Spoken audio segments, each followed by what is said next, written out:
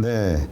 9월 8일 장마감 후 방송 찐시황 방송을 시작하겠습니다. 오늘 함께 하시는 분은 유안타증권 압구정본부점 장시영 차장님. 안녕하세요. 네, 안녕하십니까. 네.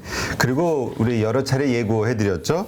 네, 선물 옵션, 파생 상품에 대해서 우리가 좀 더 지식을 넓혀보자. 그래서 고수 한 분을 모시고 오늘 또 이야기를 좀 듣도록 하겠습니다. 유안타증권 도곡본부점 최종택 이사님. 네. 안녕하세요.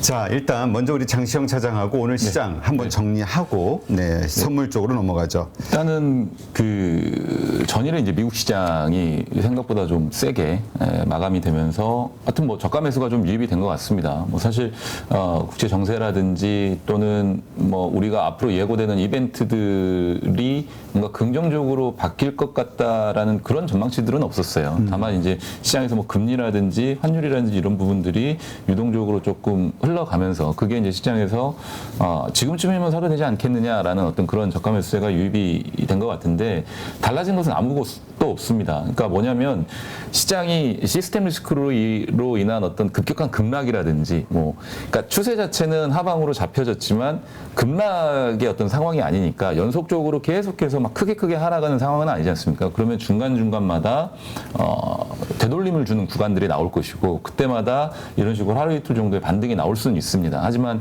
긴 추세를 놓고 봤었을 때는 어쨌든 하향 추세대로 진입하는 구간이기 때문에 저는 여전히 이런 어떤 중간중간의 발락이라보다는 이제 중간중간에 어떤 반등이 있었을 때마다 조금씩 주식을 좀 갈무리를 좀 할 수 있는 그런 전략으로 좀 계속 보셨으면 좋겠고 당장에 오늘 밤에 사실 이제 파월 의장이 또 연설을 할 텐데 그렇죠. 그게 또 어떤 뭐 부정적인 뉘앙스가 나오면 바로 미국 시장은 또 다시 하락할 수도 있는 모습들이거든요. 그러니까 항상 이 추세라는 점을 좀 기억을 하셔야 될 것 같아요. 우리가 그거에 계속 익숙해져 있잖아요. 2019년과 20년 그러니까 코로나 시기 20년, 21년을 지날 때는 상승 추세대에 있었기 때문에 자고 일어나는 주식이 계속 올라가는 그런 조금 이 상황이 놓여 있는 상황인데 그걸 반대로 좀 뒤집어 놓으셔야 되는 상황이거든요. 계속 그런 식으로 내려갈 수 있다. 생각을 그렇게 좀 뒤집어 놓으셔야 되기 때문에 급격한 하락은 아니니 막 빠르게 다 팔고 튀어라는 아니지만 중간중간에 그런 어떤 반등이 나오는 상황들을 우리가 좀 적극적으로 현금을 좀 확보하는 전략으로 계속해서 활용해보자라고 좀 말씀을 드리는 거기 때문에 연휴 전입니다. 어찌됐든지 간에 연휴 전이고 주식 비중이 지금은 이렇게 많이 들고 계시는 분들이 불안한 상황이지. 그러니까 예전 같은 경우는 주식을 많이 들고 있으면 행복한 상황이지 않습니까? 하지만 지금 대부분 주변의 분들한테 여쭤봐도 주식 비중이 커서 고민이다라는 얘기들이 많지. 내가 주식 비중이 많아서 너무 행복하다라고 말씀하시는 분들은 없거든요. 대부분의 이제 불안한 상황이지 않습니까? 그렇기 때문에 그런 어떤 심리적인 부분도 좀 적극적으로 활용해 보셨으면 좋겠습니다. 네. 그러니까 여전히 계속 이런 그 반등하는 구간들이 나올 것이고 하루 이틀 그때마다 비중을 줄이는 기회로 삼아야 된다는 거죠. 그리고 종목별로 지금 보시게 되면 좋았던 종목들이 이제는 조금 차익 실현 매물들이 나오는 것 같아요. 태조 이방원 쪽에서도 그렇죠. 그렇고 지금 조선주도 그렇고 맞습니다. 방산주도 좀 방산주도 그렇고 원전주도 그렇고 천연가스 관련된 에너지 종목들도 그렇고 이격이 이제 굉장히 좀 과도하게 많이 벌어졌기 때문에 그 종목들은 차익 실현이 나오고 의외로 또 많이 더 많이 빠졌던 제약바이오라든지 네옴시티 관련된 이슈가 있기는 하지만 통신 장비주들, 5G 관련해서 이제는 이 네옴시티의 국내 이제 통신 장비주들에 대한 어떤 관심도도 좀 커지는 것 같아요.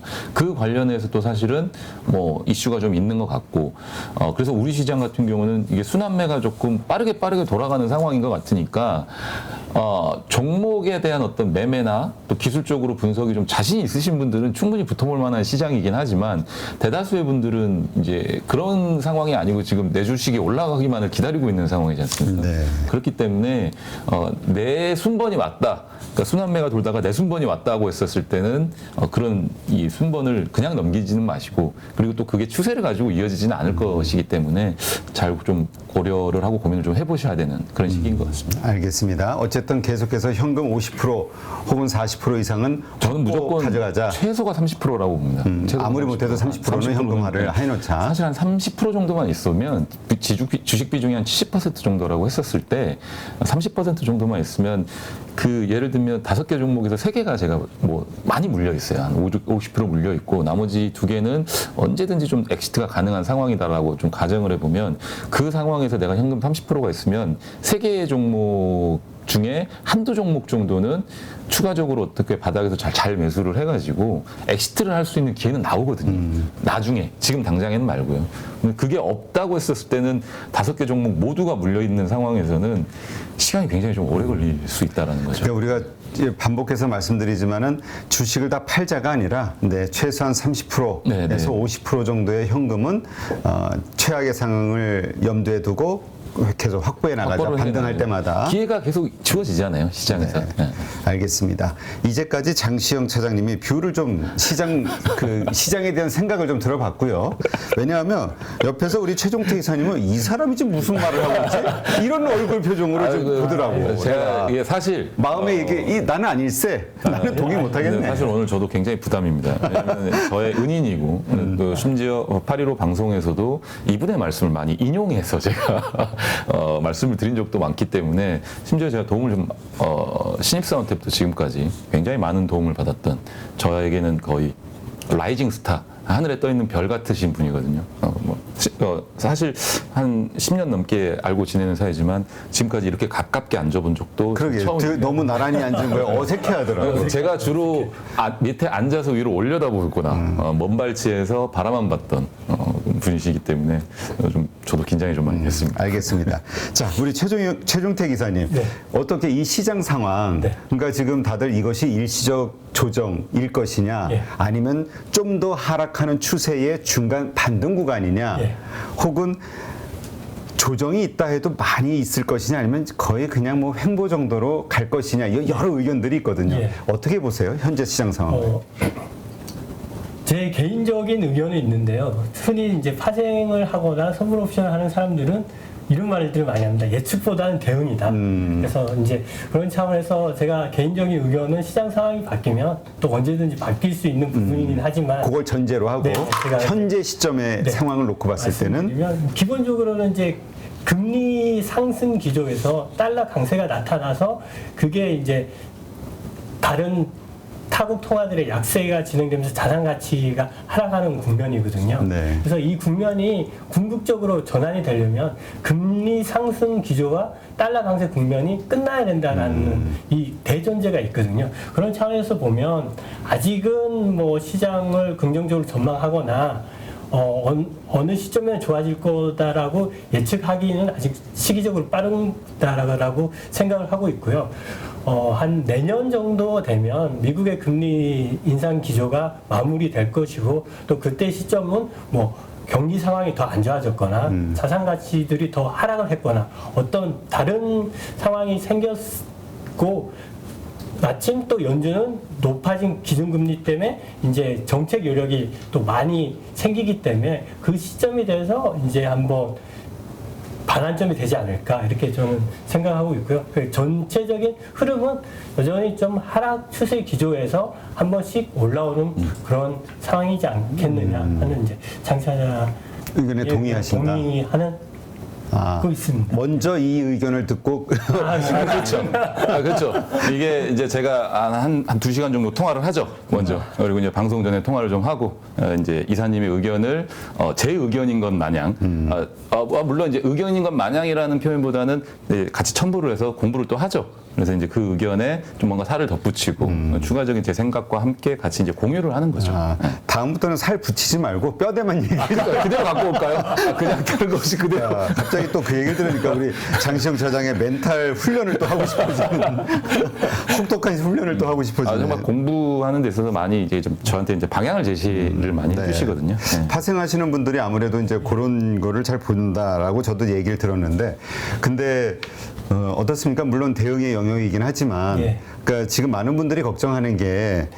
과연 우리 이제 저점, 거의 우리 저점 근처까지 그렇죠. 왔었잖아요. 그렇죠. 뭐 몇 포인트 안 차이 나니까 그걸 깨고 그 아래까지 갈 것이냐, 예. 아니면 그냥 거의 그냥 요 전저점 근처, 그러니까 우리가 생각하는 뭐 요 정도 수준에서 그냥 뭐 이렇게 반등했다 내려왔다 이런 어떤 횡보의 구간으로 갈 것이냐, 이거에 대한 걱정들을 많이 하거든요. 이게 제일 크죠. 왜냐면 여기서 더 급락한다 그러면 네. 더 마음의 준비를 단단히 해야 되잖아요.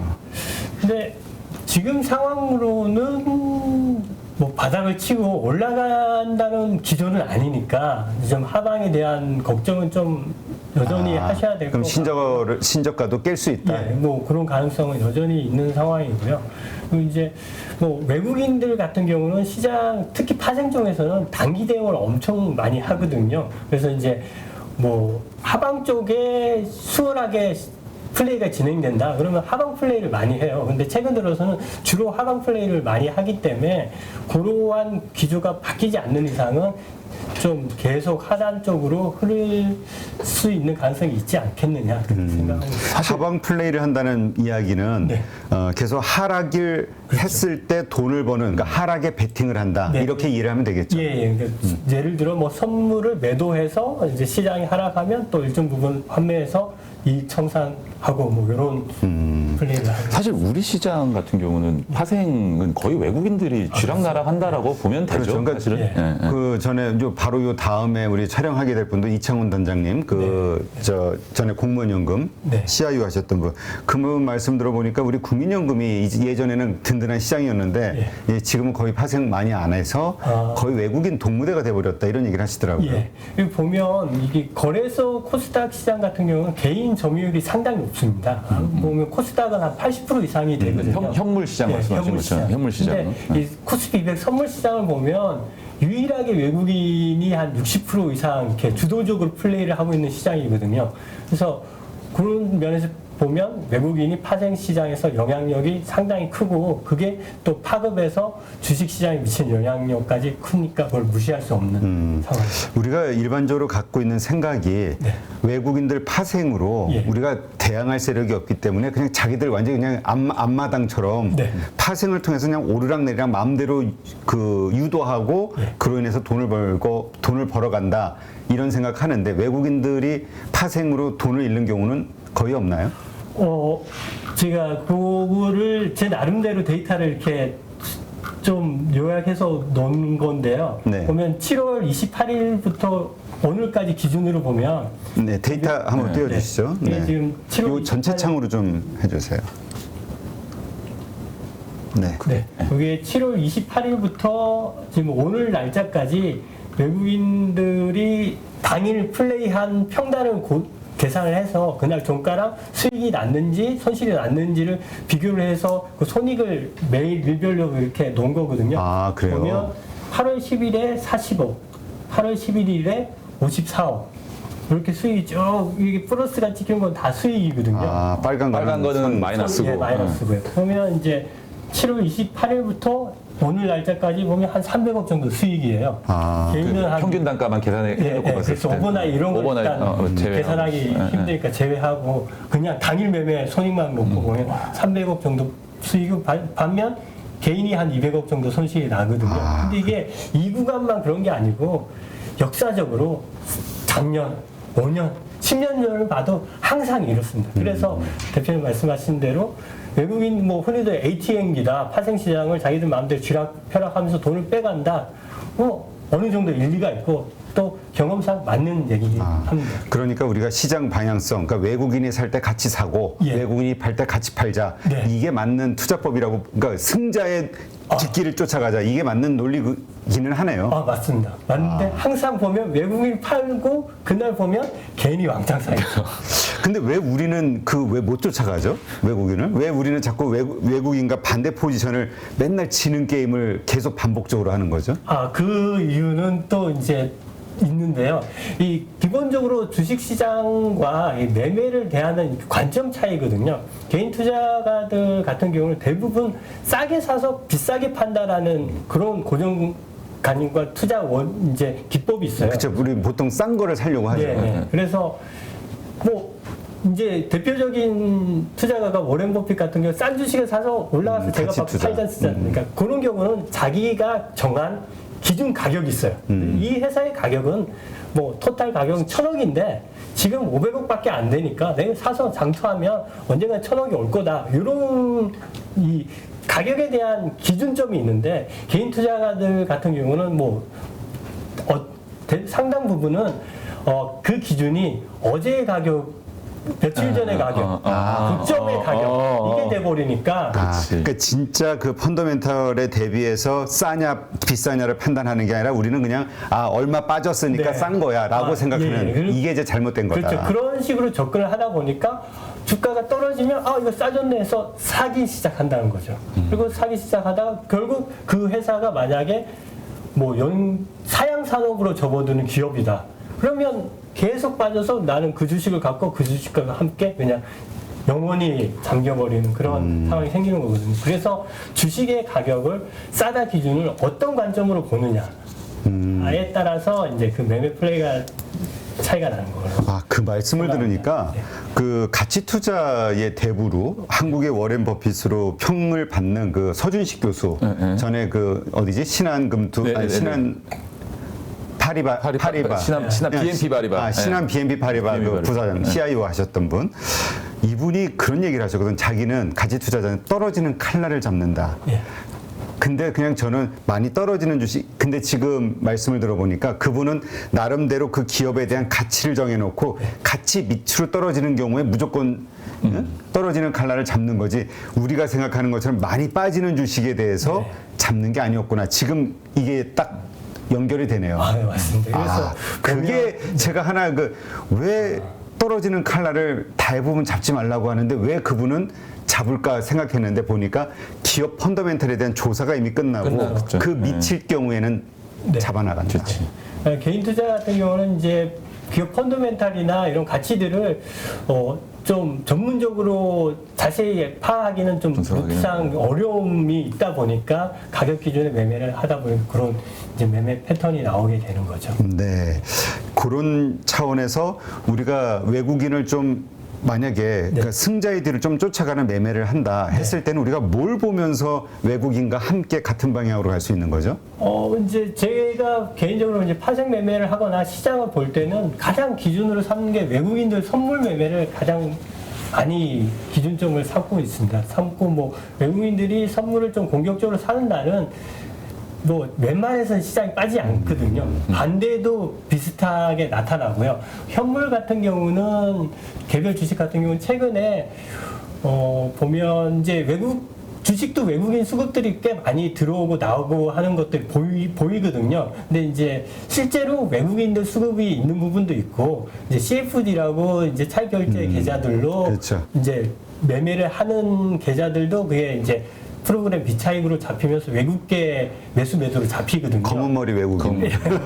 그래서 전문 투자가들이니까 어떻게 보면 그 투자가들이 그 기업에 대해서 더 잘할 수도 있고 시장 흐름 이런 것도 더 잘할 수도 있거든요. 그렇기 때문에 개별 주식 같은 경우 제가 개인적으로 참고하는 거는 이제 뭐 비차익 매매나 수급을 많이 보거든요. 그래서 그 수급을 보고 이 회사의 뭐 성장성 아니면 어떤 펀더멘탈까지 같이 부합되면 그런 종목들을 접근을 해보시면 아마 좀 더 낫지 않을까. 그러니까 개별 종목단에서도 그러니까 외국인의 매수가 이렇게 계속 들어오는 주식 여기에 종목에 관심을 가져. 반대로 외국인이 팔고 나가는 주식이라면 조금 그거는 우리가 조심해야 되고. 그렇죠. 근데 이제 흔히 이렇게 외국인이 사고 가격이 이 정도 올랐으니까 이거 어떻게 사 이런 접근을 뭐 우려를 하고 많이 이제 깊이 하시는데 아까 말씀드린 그거랑 같은 맥락이에요. 올랐기 때문에 못 사는 건 아니거든요. 우리는 자꾸 안 오른 주식을 찾았는데 사실은 오르고 있는 주식 이게 더 사실은 확률이 높다. 그렇죠. 그 심리가 사실 우리 개인들이 깨기가 그 별거 아닌 것 같은데 참 어렵거든요. 네네. 그게 어떻게 보면 본성이고 본능이니까요. 그렇죠. 그러니까 그 본성을 거슬려야 돈을 번다 이 말이 그 말이군요. 주식 세계에서. 알겠습니다. 확실히 조금 우리가 좀 수준이 좀 다르지. 네. 자, 그럼 잠깐 여기서 오늘 전체 선물과 오늘의 그 주식, 그러니까 시장의 상황 연동해서 또 여러 가지 질문이 있는데 그건 잠시 후에 듣고요. 잠깐 수준 낮은 질문을 좀 하겠습니다. 저한테는 이게 그게. 그렇지, 우리 장 차장님 그 시야에 맞는. 제 레벨에 맞는. 또 내 레벨이라고 하면 내가 할 수가 없으니까. 시각에 맞는 수준 낮은 질문을 몇 가지 드리겠습니다. 오늘 그 애플페이, 예. 네, 그걸로 어제 뭐 한국정보통신이라든가 네. 나이스라든가 이게 네. 좋았잖아요. 근데 우리가 오늘 아침에 수급을 볼 때 나이스 같은 경우는 오히려 외국인이 매도를 하더라고요. 네. 네. 그래서 이게 과연 팔 때냐 살 때냐 네. 좀 고민을 했었는데 일단 이야기 좀 해주시죠. 일단 기본적으로 지금 나이스 정보통신 같은 경우는 또 외국인이 또 매수가 들어왔고 기관도 매수가 들어왔었어요. 그러니까 벤이 현대카드가 선정한 업체가 6개 업체인데 벤 업체들 같은 경우는 카드사들을 결제를 대행해주고 카스단한테 이제 수수료를 받는단 말이에요. 그러면 결국은 애플페이를 쓰는 그러니까 애플페이를 쓴다는 건 현대카드를 쓴다는 거나 마찬가지의 얘기로 보셔도 될 것 같아요. 그럼 현대카드를 많이 쓰면 많이 쓸수록 벤사들은 수익을 얻는 구조가 될 거고 사실 애플폰을 쓰는 대부분의 이 나이대 연령대를 보면 20, 30대 또 40대 초반 정도까지 그죠? 40대 이후로는 많이 안 쓴단 말이에요 애플폰을. 그러면 그들 같은 경우는 갤럭시를 쓰면서 삼성페이를 쓰는 사람들이 상당히 좀 부러웠고 편해 보였을 거예요. 요즘 저도 마찬가지고 우리 이사님도 마찬가지고 지갑을 들고 다니는 사람은 없어요.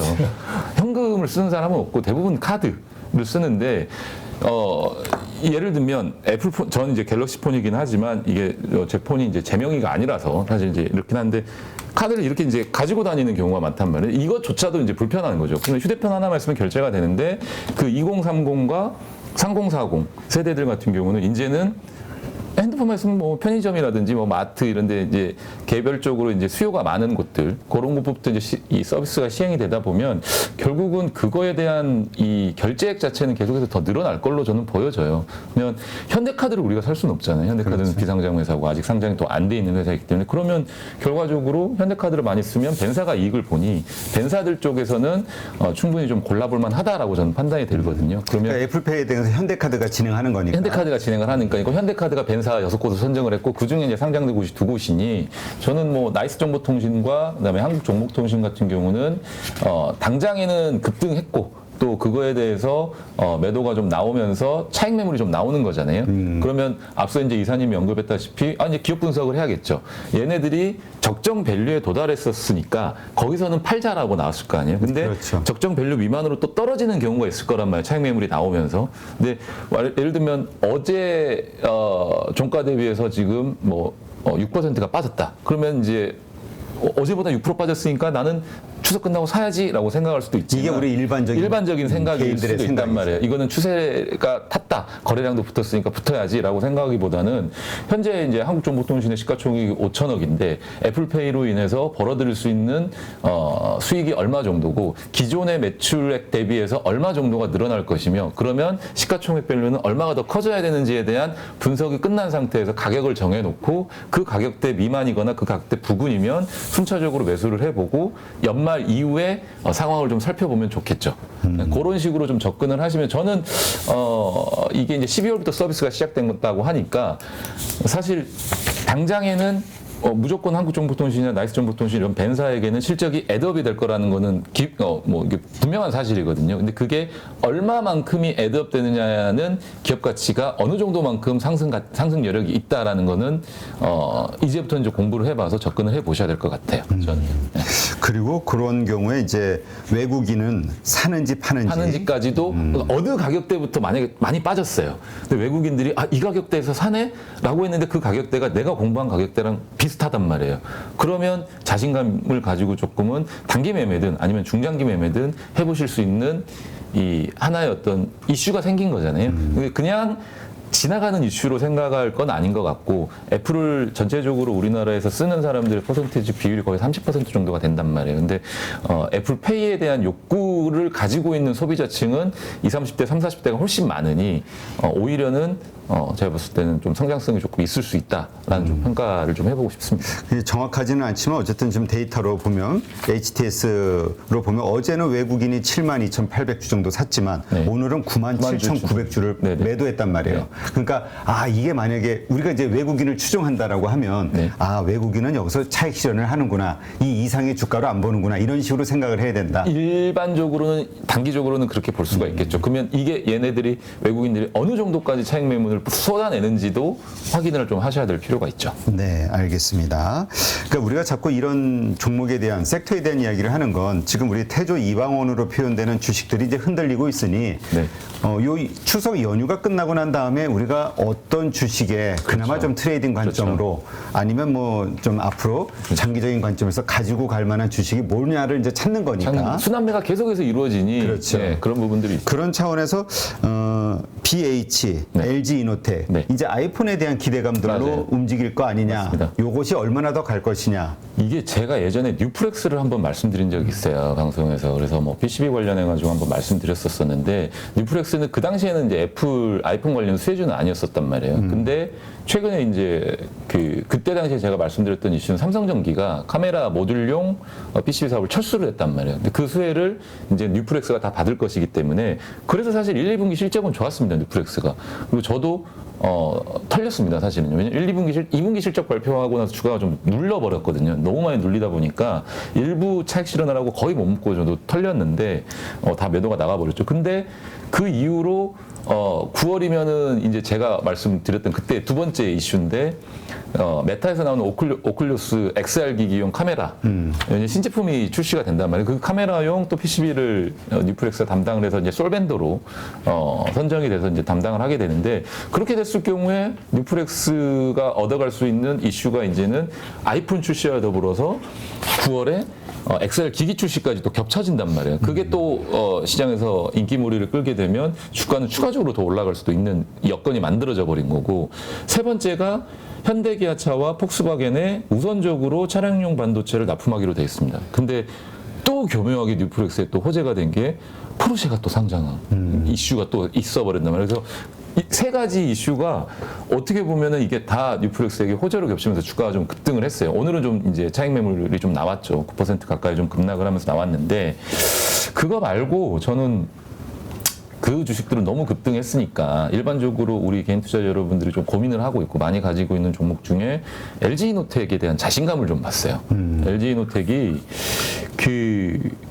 일단 회사의 자신감이 뭐냐면 광학솔루션 분야 재고 자산을 굉장히 많이 쌓아놨어요. 이거는 회사가 자신감이 그렇게 없으면 이렇게 쌓아놓지는 않거든요. 그러니까 미리 많이 팔릴 거를 대비해서 창고에다 쟁여놓은 거거든요. 근데 재고 자체가 6,570억 정도 되는데 이게 작년 대비해서 한 30%가 늘어난 수치예요. 그러면 앞으로 시장이 경기 침체라든지 수요 감소라든지 이런 부분 때문에 물건이 좀 잘 안 팔릴 걸로 좀 예상을 하고 있는데, 이거를 얘네들은 아이폰 14에 대한 어떤 확신, 기대감, 앞으로 물량이 좀 주문이 많이 들어올 거라는 이런 부분들을 미리 생각을 해서 재고를 많이 쌓아놓은 거라고 네. 보면 모바일 시장이 축소되고 경기가 둔화되고 이런 건 다 필요 없고, 아이폰 14 보니까 초도 물량이 9,300만 대야. 작년 이 13보다 15% 많아. 이러면 이건 무조건 잘 팔려. 어느 정도는 잘 팔려. 그리고 혹여라도 잘 안 팔릴지라도 이번에 카메라 모듈 성능이 굉장히 좋아졌으니까 카메라 화소 자체도 좋아지고 스펙 자체가 대폭 상향됐기 때문에 결국은 잘 안 팔려도 비싸게 팔면 똑같은 거 아니냐. 기대 이상의 실적은 나올 수 있다라는 생각을 해보면, LG이노텍 같은 경우도 최근에는 기술적으로 봤었을 때 차트 모양이라든지 그리고 현재 수급적인 부분들도 다시 좋아지는 상황인 것 같아요. 그래서 좀 잘 한번 보셨으면 좋을 것 같습니다. 그리고 이 이평선도 다 모여 있는 상태거든요. 지금 전체적으로 싹 다 모여 있어서 이게 여기서 이제 방향을 결정한단 말이에요. 만약에 아래로 쳐진다, 그럼 이거는 이평선이 다시 한번 밑으로 꼬그라지는 모습이지만, 혹시라도 이격이 좁아지고 이평선이 모여 있는 상태에서 위로 다시 올라간다 그러면 추세를 상향으로 다시 만들어 버릴 수도 있으니까 LG이노텍을 좀 살펴보시면 좋을 것 같고, BH는 뉴프렉스랑 좀 같은 맥락이긴 하지만 온리 아이폰 쪽으로만 좀 집중을 해야 되는 상황이잖아요. 그렇다고 하면 뉴프렉스만큼의 어떤 이 주가의 상승은 없을 수 있겠지만, 다시 한번 좀 기대감을 가지고 실적에 대한 상향 조정되는 이런 부분들을 좀 고민을 해보면, BH도 곁다리 수준으로 LG이노텍과 같이 한번 좀 살펴보시면 좀 괜찮을 것 같아요. 하반기에. 예. 근데 이 곁다리라고 하니까 우리가 이럴 때는 주도주에 자꾸 올라타야지, 변두리주, 어차피 주도주가 꺼지면 더 이상 빠지는데 변두리주 신경 쓰지 말자, 이런 얘기도 하잖아요. 그렇죠. 근데 이제 저는 이제 변두리 주식이라고 표현한다기보다는요, 메인은 LG이노텍으로 저는 이제 이게 원래 저의 최선호주는 뉴프렉스였습니다. 근데 이제 너무 개별 종목이었고, 약간 대형주 쪽으로 시장을 좀 오래 좀 끌고 갈 수 있는 주식을 좀 말씀을 드리는 게 LG이노텍이고, 그러면 비중을 조금 가져가면서 수익률은 조금 높게 가져갈 수 있는 종목 BH 이렇게 좀 이렇게 표현을 좀 바꾸겠습니다. 네, 알겠습니다. 조심해야 돼요. 아니 근데 네. 이 각도에서 제가 우리 최종태 이사님께 한번 질문을 드릴게요. 우리가 아까도 이야기했지만 개인들이 빠지는 가장 큰 함정이 그러니까 우리가 외국인을 좀 쫓아다니면 그 승자를 뒷조사를 하고 승자의 뒷발자국을 똑같이 따라 걷는다라는 차원에서 봤을 때 그럼 이제 우리는 뉴플렉스라는 이 단순 주식으로 생각을 해볼게요. 오늘 물론 6% 빠졌어요. 그러나 오늘 외국인은 샀어요. 이럴 경우에 어떻게 해석을 해야 되냐 이런 얘기입니다. 그냥 물론 다 매번 다 다를 수 있죠. 근데 이제 우리가 아까도 얘기했지만 많이 오른 주식이니까. 근데 외국인은 계속 사요. 그러나 우리 입장에서는 아니 이미 많이 올랐는데? 예. 라는 차원에서 빠져야 될지 오르는데 그럼에도 불구하고 외국인은 또 사네? 이럴 경우에 어떤 식으로 판단해야 되냐. 이제 제 주위에 또 기가 막히게 주식 매매를 잘하는 직원이 있습니다. 그 직원이 일단 그 직원은 장 차장은 아니죠. 아닙니다. 그러니까 확인 사살을 꼭 하셔야 되겠어요. 반대쪽에 계시는 분이. 멘탈 훈련을 잠깐씩 이렇게 해야 돼요. 이제 일단 뉴플렉스 같은 경우를 보면 외국인들이 일정 부분 매수를 했고 지금 어느 정도 조정을 하락을 했지 않습니까? 근데 추세적으로는 아직 빠진 건 아니거든요. 그래서 이런 경우는 지켜보는 거죠. 내가 매수 시점을 지켜봐서 뭐 전고점을 돌파한다거나 그런 시점에 이제 따라가서 매매를 하는 거거든요. 근데 이게 이제 파생 시장에서 나온 매매 기법이기 때문에 주식을 그렇게 쫓아서 하시라고 말씀드리기에는 조금 제가 조심스럽긴 한데 경험이 좀 많이 쌓여야 되는 겁니다. 그렇죠. 그러니까 어쨌건 우리가 그대로 따라하진 않아도 이 흐름을 좀 이해할 수 있으니까. 그러니까 보유하고 있는 분이라면 오늘 6% 조정받으면서 매도 시점인가 보다라고 판단할 수도 있고 어떤 분들은 그럼에도 불구하고 12만 5천 주의 새로운 외인들이 들어왔어? 그렇다면 이거에 대한 왜냐면 기존에 가지고 산 외인들이 아직 포기한 게 아니니까 그러면 조금 더 시세 분출이 나올 수 있을까? 고점은 조금 더 높아지지 않을까 대한 기대감 지켜볼 수도 있는 거잖아요. 이거를 우리가 한번 추적을 해봐야겠군요. 장 차장님이 이거 잘 좀 해서 다음 주 이렇게 오실 때 그러니까 저는 아까 이제 이 최 이사님이 말씀하셨다시피 이런 주식 같은 경우는 아직 전체적으로 누적의 어떤 수급으로 봤었을 때 누적적으로 들어왔었을 때 외국인들은 아직도 92만 주라는 물량을 가지고 있단 말이에요. 그러면 단기적으로 이들 역시도 검은머리 외국인 또는 일반 CFD 차익결제로 들어오는 수급들이 있을 거거든요. 그 안엔 다 섞여 있을 거예요. 그렇다고 하면 앞서 이제 최 이사님의 말과 비슷하게 CFD는 전문 투자자들이 있기 때문에 훨씬 더 정보력이라든지 이런 부분들이 앞서 있을 수도 있어요. 그러면 그들이 보는 기업 가치에 대한 밸류는 아직도 모자라다라고 평가를 할 수가 있거든요. 그러니까 한 번에 물량을 쏟아낸 것도 아니고 위에서 그러니까 흔들 수가 있는 상황이잖아요. 주가 자체를 앞뒤로 흔들 수가 있는 상황이면 자 일단 실적적으로 봤었을 때 기본적으로 이 회사 같은 경우는 15억 또 뭐 적자 지속하다가 올해 200억이 넘는 영업이익을 달성할 것으로 예상이 되고 이게 내년에도 더 큰 수익이 날 수 있을 가능성이 좀 높단 말이에요. 결국은 뭐 내년은 268억, 내후년은 300억. 근데 이게 애플 아이폰과 또 차량용 반도체 판매 대수에 대한 어떤 증가 추세 그리고 오큘러스가 얼마만큼 성공한 XR 기기, 오큘러스가 얼마만큼 성공한 시장에서 성행하느냐 이런 부분들의 여부에 따라서 추가적인 영업이익이 상향 조정될 수 있는 실적에 대한 기대치가 올라갈 수 있단 말이에요. 그러면 밸류에이션 자체 지금이 10배 수준인데 2천억에 200억이면 10배 수준인데 앞으로 더 올라갈 것이라고 생각하면 PL 밸류에이션을 더 붙여줘야 될 수도 있단 말이에요.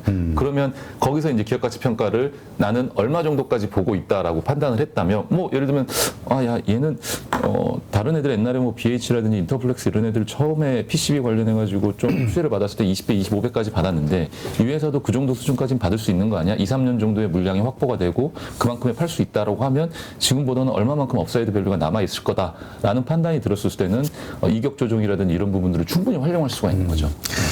그렇게 이제 기본적 분석을 통해서 볼 수 있는데 요번에 이제 제가 드리는 포인트는 뭐냐면 말씀드리면 얼마에 샀는지 알아봐달라는 그게 아니라 많이 오르고 있음에도 불구하고 외국인이 매도하지 않고 있다면 외국인을 따라서 참고 있어야 되느냐 그 얘기에 대한 참고 있어야 되는 거죠. 그렇지. 지금 그래서, 오늘 주제로는 그렇지.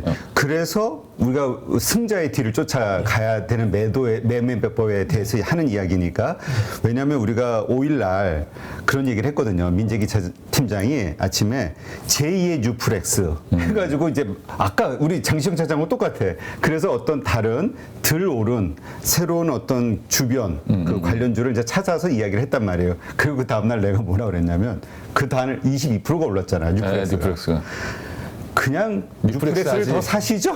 그래서 그 곁다리라는 표현이 그렇지. 좀 마음에 안 드셨어. 그러니까 아니 마음에 든 게 아니라 그럴 거면 차라리 대장을 사자라는 그렇지. 거잖아요. 그러니까 계속 대장에 관심을 갖는 게 낫지 않냐. 네네네. 우리는 근데 이제 그에 대한 판단으로 아까 우리 최 이사님이 말씀하신 외국인의 수급 현황 맞죠. 요걸로 판단을 하는 게 지표로 얼마나 정확할 것이냐에 대해서 생각해 볼 수 있는 계기가 요 뉴플렉스가 아닌가. 맞습니다. 근데 그거는 사실 맞아요. 왜냐면 어떤 주식이든지 사실 대장주를 하는 게 맞지 2등, 3등주를 하는 거는 오히려 이제 코로나 이 버블이 있었던 당시에는 1등이 올라가면 2등, 3등, 4등, 5등, 12등까지 올라가요, 주식이. 근데 지금 상황에서는 사실 1등주만 하는 게 맞지 않습니까? 이게 제가 최 이사님한테 배운 거는 야, 시간 주식을 할 거면 1등주만 해. 왜 2등, 3등을 하니?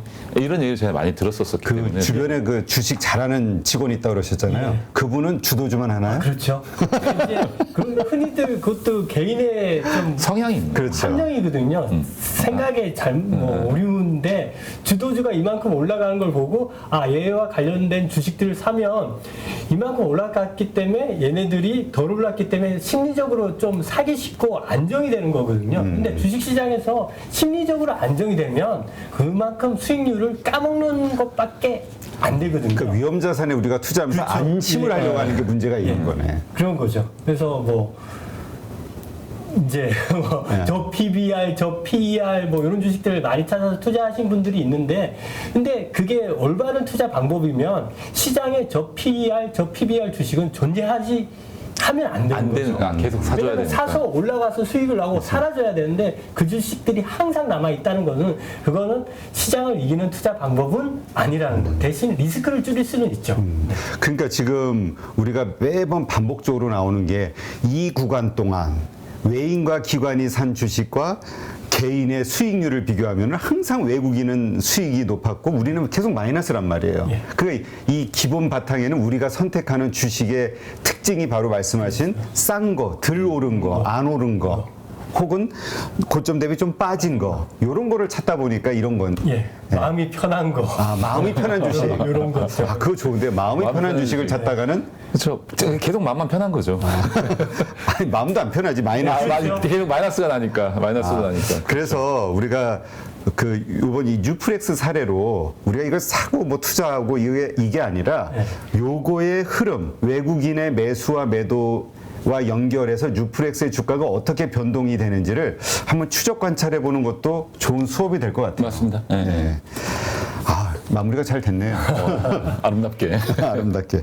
자, 우리 장 차장님. 네. 그 TSMC가 네. 2나노 개발에 49조 투입한다. 네. 그런데 삼성전자는 이미 3나노에 3나노, 4나노를 가고 있다. 네, 네, 네. 이거에 대한 이 뉴스 해석 어떻게 해야 될까요? 이게 지금 TSMC가 수율이 80%라는 뉴스도 나왔는데 이게 제가 봤을 때는 공식적으로 확인된 건 아니고 그냥 대만 뉴스잖아요. 사실은. 그렇죠. 그러니까 삼성전자가 견제하는 것 같아요. 3나노에서 어찌됐든지 간에 양산에 성공하는 삼성전자가 먼저 성공을 했고 삼성전자는 아직 정확한 수율을 공식적으로 공개하지는 않고 있어요. 근데 TSMC는 여론몰이를 좀 하고 있는 상황이거든요. 그게 왜 그러냐면 얘네들은 어쨌든 칩 단가를 계속해서 인상을 하고 있어요. 계속해서 인상을 하는데 그 인상을 한 거에 대한 합리적인 어떤 보상을 받으려면 어쨌든 고객사들이 있을 거 아니에요. 그 보상을 받으려면 우리 수율이 이만큼 나오니까 이만큼 돈 줄 수 있지 않아? 야, 너네 지금 부족한 거 우리가 다 메꿔주잖아. 우리 말고는 없어라고 계속해서 홍보 전략인 것 같다라는 좀 느낌이 들어요. 그러니까 이나노도 투자하는 거에 대해서 삼성전자를 견제하기 위한 수단인 것 같고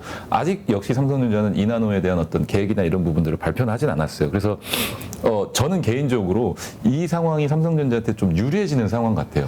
TSMC가 어쨌든 이 파운드리 시장을 선도하고 있는 건 맞아요. 50% 이상 점유율이고 삼성전자는 아직 20%도 안 되기 때문에 그러면 TSMC가 앞에서 계속 여론몰이를 하면서 칩 가격도 올려주고 수율이 어쩌고저쩌고 하는 상황에서 삼성이 만약에 하반기에 공식적인 수율을 80% 이상을 발표를 했었을 때 지금 구글하고도 이제 그 모바일 쪽 이 칩 수주를 받아서 이제 한다고 하니까 그런 부분들에 있어서 어느 정도 수율이 나온다고 하면 저는 개인적으로 지금의 TSMC 고객들을 이원화할 수 있다라고 좀 생각을 하거든요. 애플이든 뭐 엔비디아든 어떤 이 다수의 TSMC가 가지고 있는 고객사들을 그러면 그들의 물량을 다 뺏어온다는 것을 저는 기대하진 않아요. 그렇죠. 단순하게 삼성전자가 다시 앞자리 숫자만 점유율을 20%로만 바꿔주면 비메모리 쪽에서 비메모리 쪽에서 파운드리 쪽에서 20%로만 바꿔주면 제가 기대하는 건 그거예요. 예전에 LG U+가 SK텔레콤의 점유율을 뽀지 시절에 2%가 3% 뺏어왔는데 주가는 한 40%가 올라갔던 기억이 있거든요. 네.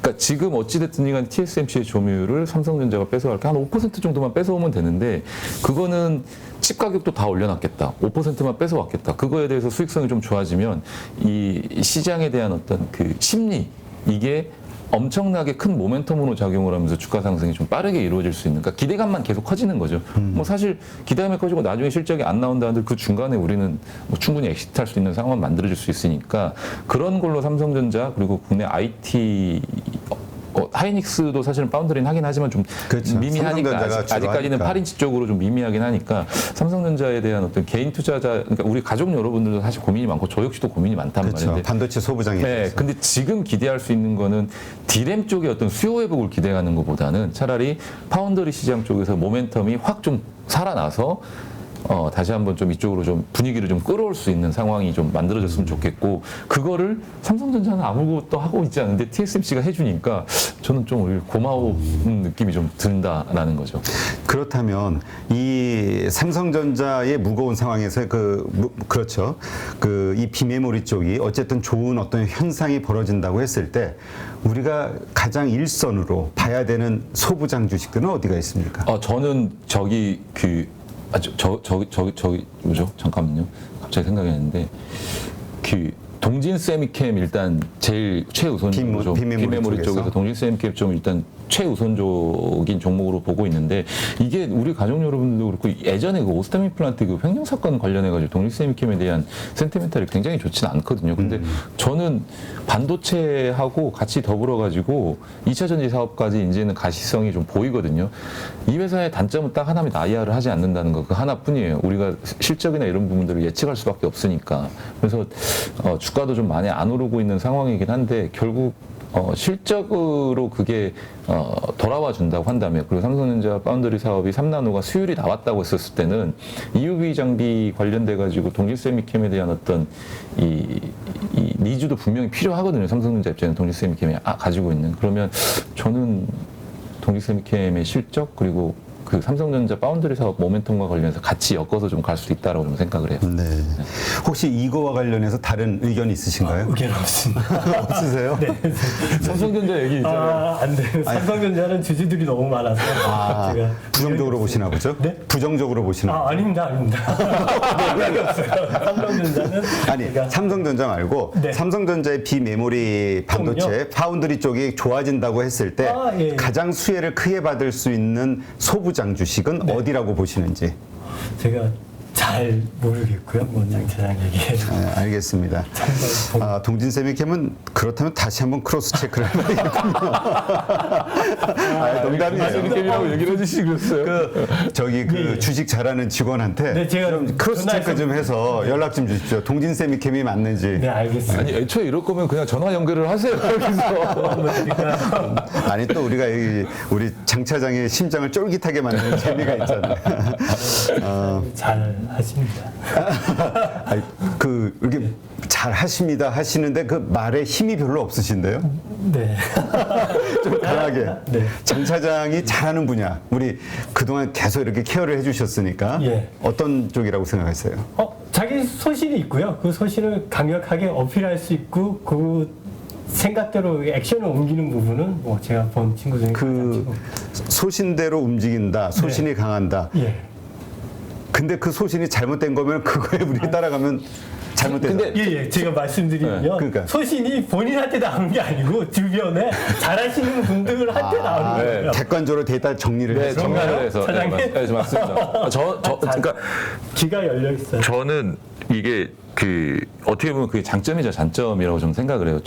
제 생각만 막 고집스럽게 이렇게 꼰대처럼 부리는 게 아니라 오늘은 최 이사님 얘기도 들어보고 또 또 최 이사님이 알고 계시는 그 잘하시는 분의 얘기도 듣고 또 저희 지점의 이제 상무님도 주식 쪽에서는 굉장히 좀 이 역량이 있으신 분이기 때문에 그분의 얘기도 매일같이 들으면서 그거를 이제 계속 조합을 하는 거죠. 시장 상황 그리고 종목 얘기들 이런 것들을 다 조합을 해서 이게 맞다라는 게 확실하다 싶으면 그쪽으로 가는 거고 그거를 계속해서 이제 그런 부분들을 계속 공부를 하는 거죠. 네, 그래요. 같이. 근데 아마 우리 파이로 모니터 가족분들이 많이 인정할 거예요. 개미두목. 왜냐하면 한 열흘 전서부터 계속 우리 현금 비중 늘리자라는 얘기를 해왔으니까. 네네네. 네. 알겠습니다. 자, 그럼 이제부터는 우리 선물 이야기 선물 쪽으로 좀 얘기 쪽으로 가볼게요. 가보는 셈. 오늘 일단 선물로 본 이 외국인들의 이 매매 플레이 이걸 어떻게 이해해야 되는 건지 그들의 매수 매도 네. 관련해서 오늘 같은 경우를 보면 동시만기인데도 상당히 조용한 편이에요. 선물 기준으로 상하 밴드 폭이 3포인트 이내로 움직였기 때문에 크게 뭐 조용한 만기였다. 근데 이제 보면 외국인들이 오늘 주식을 꽤 많이 팔았거든요. 뭐 6천억 이상 매도를 했는데 다행히 반대쪽에서 선물 포지션에서 그 정도 또 순매수를 했기 때문에 시장의 충격이나 뭐 장중 미친 영향이 적었고 마지막에 또 프로그램 매수 금투 위주의 프로그램 매수들이 들어와서 뭐 시장이 전체적으로 조용한 만기였다. 그래서 뭐 그 정도 수준입니다. 그래서 저는 뭐 최근에 스프레드 가격도 악화되고 그래서 좀 동시효과 때 충격이 있지 않을까라고 좀 걱정도 했었는데 뭐 크게 문제 없이 조용한 정말 좀 보기 드문 조용한 동시 만기였다고. 그러면 그러한 현상을 통해서 네. 외국인들의 속마음을 우리가 어떻게 이해를 해야 되는 거죠? 시장을 어떻게 바라보고 있다라고 우리가 이해를 해야 됩니까? 그러니까 보면 오늘 같은 경우도 현선물 매매가 지금 딱 정확하게 반대로 엇갈리거든요. 그래서 외국인들 그러니까 현물은 매도하고 선물은 사고. 네네네. 그래서 정확하게 반대로 딱 엇갈리거든요. 그래서 보면 당분간은 이제 좀 공격적인 뭐 하방이나 포지션을 취하지는 않고 좀 당일 뭔가 이벤트가 있거나 아니면 미국 시장이나 뭐 홍콩, 중국 관련해서 이벤트가 있을 때 그 당일 플레이로 끝내는 정도의 이제 파생 시장에서 보면 외국인들의 스탠스지 않냐 이렇게 보고 있고요.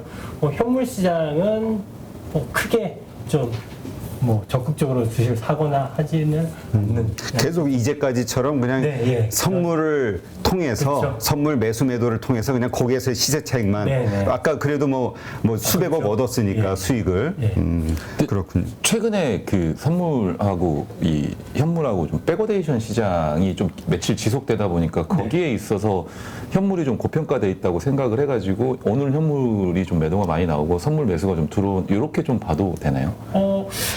이제 최근에 보면 이제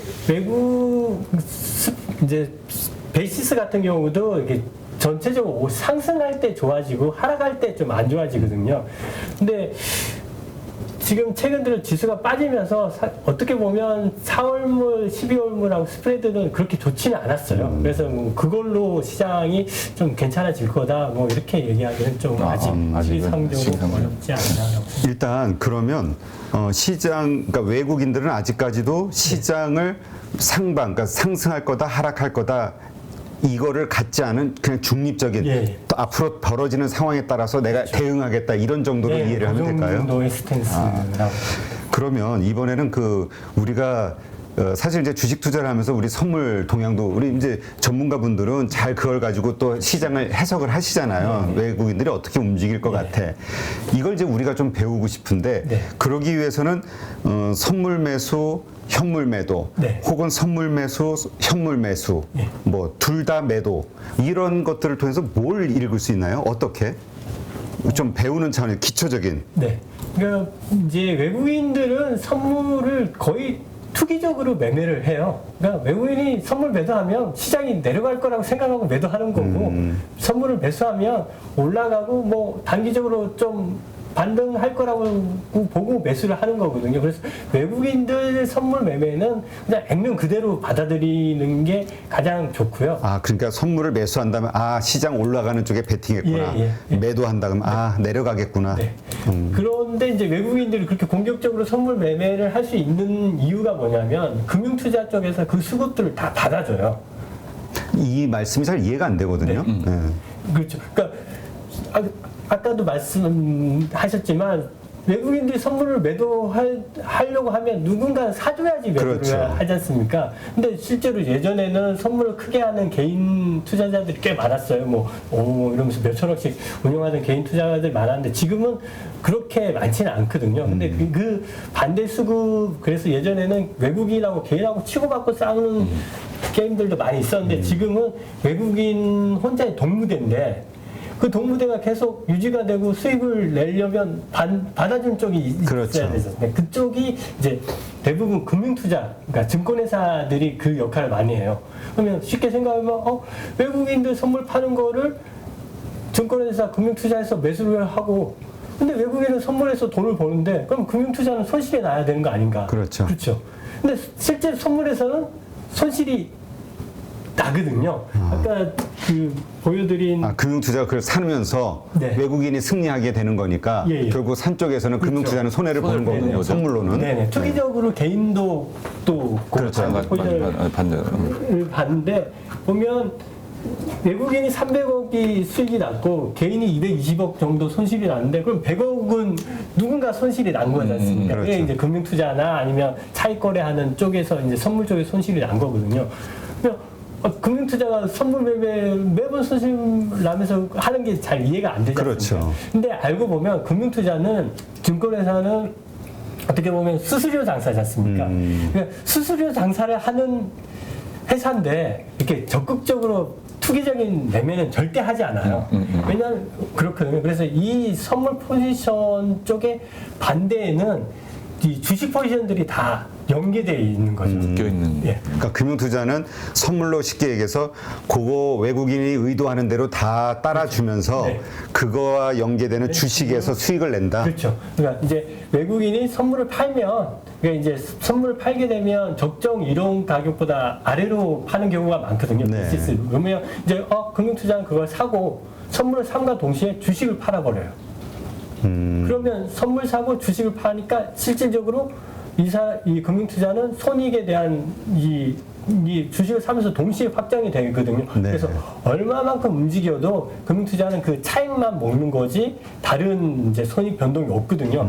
그러면 100억은 어디서 나오는 건가? 금융투자는 선물에서 분명히 100억을 손해를 봤는데 그러면 금융투자가 주식 쪽에서 비싸게 팔았기 때문에 99억 5천, 99억 8천만큼의 이익이 생겨서 전체적으로는 1,000만 원, 5천만 이런 수익이 나는 그런 매매를 금융투자가 하는 거거든요.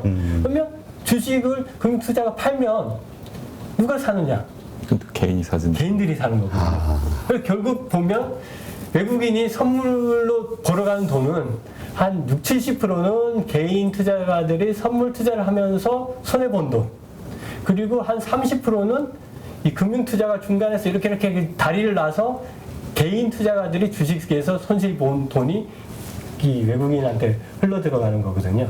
그래서 이제 외국인들은 선물 매매를 정확하게 그냥 포지션 그대로 보면 되고 저희가 이제 금융투자가 인버스를 샀네, 레버리지를 샀네, 주식을 팔았네, 샀네 하는데 그거는 실제로 방향성이 없는 현선이나 ETF 연계된 포지션이기 때문에 크게 이 신경을 안 써도 되는 거거든요. 그러니까 외국인이 선물을 매도할 때 네. 그러면 금융투자 쪽에서 그러니까 이 기관 쪽에서 그냥 계속 매물이 쏟아져 나오는 거 주식 매물이 주식 매물이 네. 이거는 이제 결국 이거 한 외국인이 그렇게 팔 때 여기서 그렇게 팔아줘야 거기서 쌤쌤하면서 그렇죠. 이익이 조금 나올 수 그렇죠. 있다. 맞습니다. 네. 그거를 먹기 위해서 금융투자는 계속 그렇게 받아주면서 네, 네. 이 상황을 만드는 것이다. 네, 네. 알겠습니다. 일단 이거는 좀 더 많은 공부를 좀 해야 좀 더 이렇게 간단하게 말씀드리면. 이해를 할 수 있겠지만은 어쨌든 일단 현상에 대해서는 예. 네, 이해가 되네요. 그러니까 만약에 금융투자 만에 하나 예. 외국인이 선물을 매도하는데 금융투자가 그걸 안 받아주면 어떻게 되나요?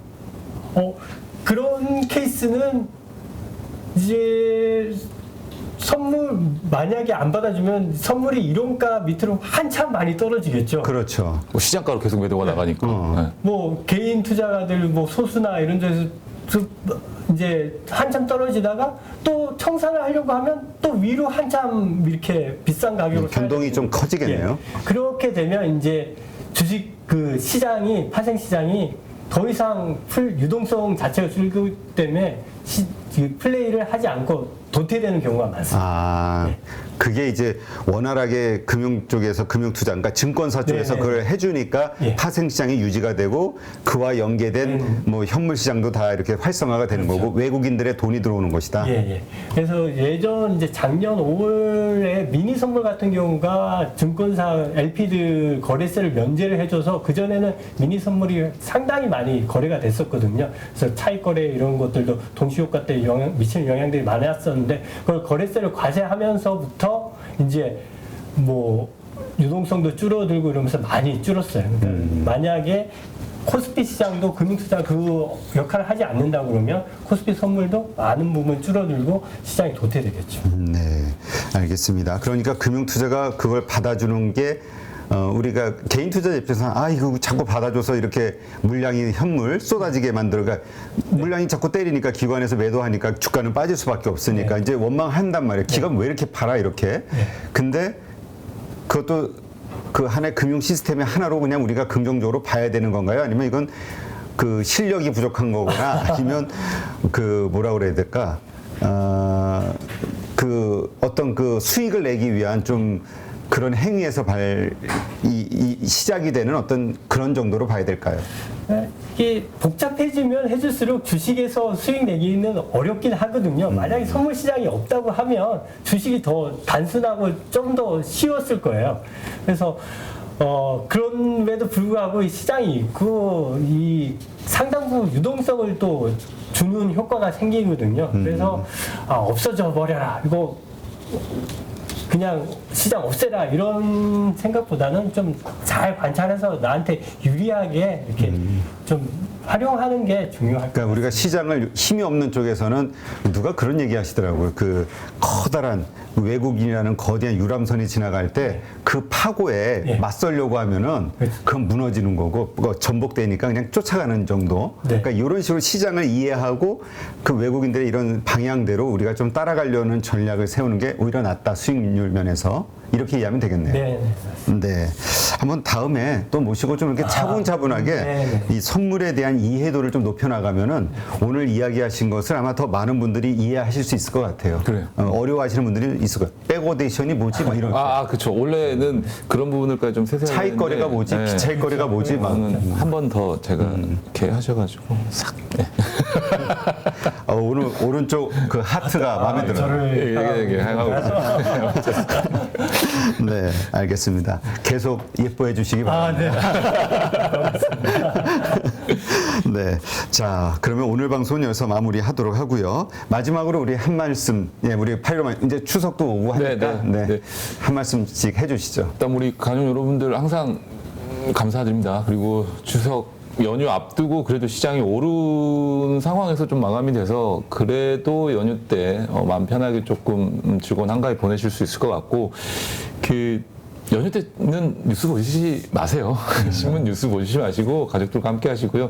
그건 제가 하겠습니다. 제가 해서 여러분들한테 또 돌아와서 그 부분 또 정리해서 말씀드릴 거고요. 우리 최 이사님 같은 경우는 오늘 좀 이제 시간상 많은 말씀을 나누진 못했는데 한 번 더 모실 수 있게끔 제가 최 이사님하고 대표님한테 말씀드려서 그때는 이제 기초부터 완전히 이제 심화 과정까지 차근차근 올라갈 수 있게끔 시리즈로 만들어서 이렇게 할 수 있게끔 한번 부탁을 좀 드려보도록 하겠습니다. 근데 이게 우리가 파생 시장이 사실 파생을 하시라는 게 아니라 알고 있으면 대표님하고 계속 얘기했지만 알고 있으면 굉장히 도움이 되거든요. 그렇죠. 거기서 또 찾아낼 수 있는 매매 패턴 이런 부분들도 매매 기법 이런 것도 외국인의 행동, 그러니까 다음 행동을 수 있는 마음을 알 거잖아요. 수 있고 기관 투자가들이 또는 금융 투자들이 외국인들 선물을 받아서 어떤 주식을 매도할지 그럼 내가 그 주식을 갖고 있으면 제가 미리 팔아버리면 되잖아요. 그것들을 수급적으로 좀 알아낼 수 있는 방법 그런 기법들을 우리 최 이사님한테 또 배울 수가 있으니까 저도 많이 배우고 있습니다. 네. 그래서 그 부분 좀 같이 알아가는 시간을 추석 이후에 또 같이 했으면 좋겠습니다. 네, 알겠습니다. 기대해 보고요. 최 이사님도 말씀. 뭐 명절 전인데요. 아까 장 차장도 말씀드렸듯이 내가 뭐 미국 시장 아무리 걱정해봤자 바뀌는 거 없습니다. 명절 기간 때는 그냥 다 잊으시고 편하게 명절 잘 보내시고요. 다음에 또 기회 되면 제가 좋은 말씀 드릴 수 있는 자리 한번 만들도록 하겠습니다. 네. 명절 잘 보내시고 감사합니다. 이제 오늘부터 고정 아닌가요? 그러니까 그러니까 우리가 명절을 편안하게 잘 보내기 위해서 명절이 지나고 나면은 우리 최 이사님에게 특강을 통해서 우리가 선물 파생을 이해를 좀 더 확 높일 수가 있고 그래서 주식 투자 실력이 확 늘 수 있다. 이런 기대감이 있으면 우리가 편하게 보낼 수 있죠. 예. 예. 약속하시는 거죠? 네. 네. 뭐 하여튼 우리는 우리 늪에 빠지면 우리 늪이야. 이렇게 물고 안 늘어져, 늘어져야 돼 그냥 계속. 이렇게 사람을 이렇게 감는 데는 선수시더라고요. 감는 게 복은이 안아주는데 안을 때는 선수시더라고요. 뭐죠? 저기 인당수에 빠지는 심청이 심청으로. 네, 알겠습니다. 오늘 정말 좋은 인사이트 두 분 통해서 재밌게 얻을 수 있었고요. 네, 아마 우리 가족분들도 많이 뭔가 명확하진 않아도 대략적으로 우리의 어떤 흐름 요거를 이해하실 수 있지 않았을까. 물론 조금 더 실력이 있으신 분들은 더 많이 이해하셨을 수 있고요. 네, 다음 시간에 좀 더 많은 것을 배울 수 있는 기회 잡도록 하겠습니다. 오늘 수고하신 두 분 오늘 정말 고맙습니다. 네, 감사합니다. 네, 가족 여러분 명절 잘 보내시고요. 네, 그렇죠. 토요일 날 그리고 일요일 날 저녁 8시에는 마찬가지로 김민수 대표와 그다음 민재기 팀장의 주간 찐시황이 준비되어 있으니까 시간 되시는 분들은 계속 들어와 주시기 바랍니다. 그러면 편안한 밤 보내시고요. 내일 아침이라고 그러네요. 또 내일 아침 7시에 또 방송할 뻔했는데 네, 편안하게 보내시고요. 이 명절 연휴에는 저희가 미리 사전에 다 녹화한 영상들이 계속 나가니까 시간 되실 때마다 다시 한번 차분차분히 그 투자의 관점, 노하우를 다른 사람들의 노하우를 한번 보시는 학습의 시간으로 삼으시기 바랍니다. 감사합니다. 금융시장 최고의 전문가 6명을 모시고 여러분들과 가장 가까이서 우리가 앞으로 나아가야 할 투자의 방향을 잡는 시간을 준비했습니다. 9월 17일 코엑스에서 그 기회를 함께 잡기 바라겠습니다. 세계경제 참 어렵습니다. 아마 내년이 가장 어려운 시점이라고 보는데요. 그런데 우리한테는 그게 부를 늘릴 수 있는 큰 기회라고 생각하고 있습니다. 이런 이야기를 제가 현장에서 자세하게 말씀드릴 텐데요. 우리나라 적정 주가 그다음에 주식을 살 시점보다 좀 구체적으로 말씀을 드리도록 하겠습니다. 앞으로 1년 동안에 펼쳐질 페드의 공격적인 금리 인상이 가져다 줄 위기와 기회가 무엇인지에 대해서 명확하게 말씀드리도록 하겠습니다. 기대해 주십시오. 이번 기회에는 위기를 기회로 해서 어떻게 바닥의 징후를 파악하고 터닝 포인트를 잡는 방법, 그리고 그 터닝 포인트를 잡았을 때의 유망한 투자 포트폴리오, 마지막으로는 다양한 유형의 자산 배분 전략까지도 함께 여러분한테 말씀드릴 그런 기회를 갖게 된 것 같아서 참으로 의미 있다 생각하며 9월 17일 코엑스에서 그 투자의 기회를 잡으시길 바라겠습니다. 2022년 마지막 기회를 현장에서 잡으시기 바랍니다.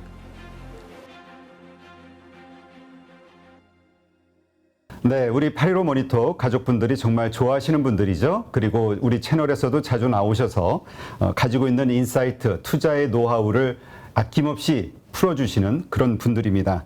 이번 기회에 직접 대면하셔서 그 투자 노하우를 들으실 수 있는 좋은 기회가 열렸으니 시간 되시는 분들 한번 참석하시면 좋겠습니다. 일자는 9월 17일 10시부터 5시까지 행사는 열리게 되고요. 이 가운데에서 1시부터 2시까지는 주식농부 박용옥 선생님 아주 유명하시죠? 그리고 투자의 인사이트가 깊으신 분인데 이분과 함께 대담하는 프로가 준비되어 있습니다. 진행은 제가 하고요. 그래서 제 얼굴이 보고 싶으신 분들, 박용옥 선생님의 직접 투자 노하우를 듣고 싶으신 분들, 이런 분들은 함께 하시면 좋을 것 같습니다.